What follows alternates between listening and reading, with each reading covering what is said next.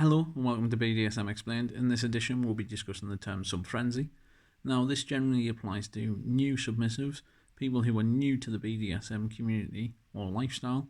Now they may be new for a number of different reasons. It could be that they've always been submissive but never had anyone who was willing to allow them to explore their kinks or fetishes. It could be that they're new because they've seen it somewhere and just like the idea and want to give it a try. So when they do get to give it a try and they get what they want, they enjoy what they want, and the endorphins kick in, then something called sub-frenzy can kick in then, which is where they'll then want what they've had but more and more and more, and they want it then. It's kind of like a kid in a candy store where you would go in, you'd see everything you want, rather than them coming back every so often to buy the bits you want. You try and get it all in one go. Now this can be quite overwhelming and it can pose quite a few different risks. So it could be obviously the risk of you would just meet with any kind of random stranger just to get what you want.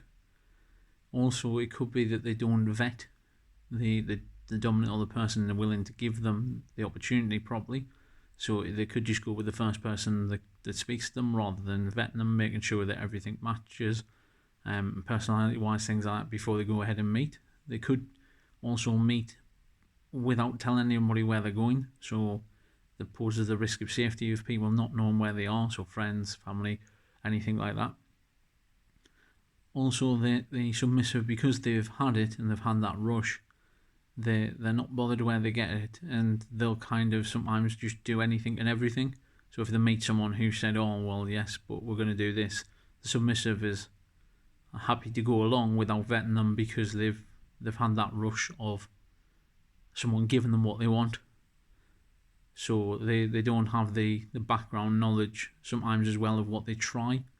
So there's a couple of ways of combating it. Is obviously to get the education and the knowledge and know-how of the kinks and fetishes you're into. So that can be anything through the videos that we offer on this channel. It could be through our Facebook group and all the information posts we offer on there. It could be talking to local people, like through munches, things like that, or just generally research online.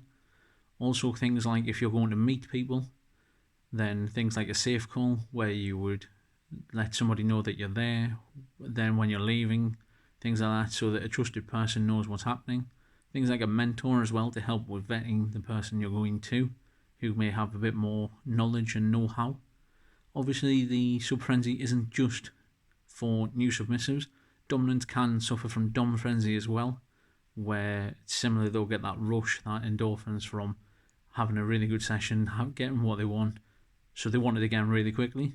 And both parts means that the sub and the dom, whichever suffers from the frenzy, sometimes won't give themselves enough rest periods between sessions, so they don't give enough physical and mental rest before they try it again. They just keep going and going, which can cause obviously quite a lot of harm mentally and physically to the person in question.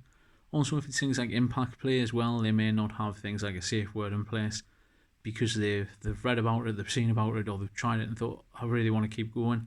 So they'll keep going regardless of how much pain they're then suffering. Again, obviously this just comes down to a basic understanding the knowledge of the area and kink you're into.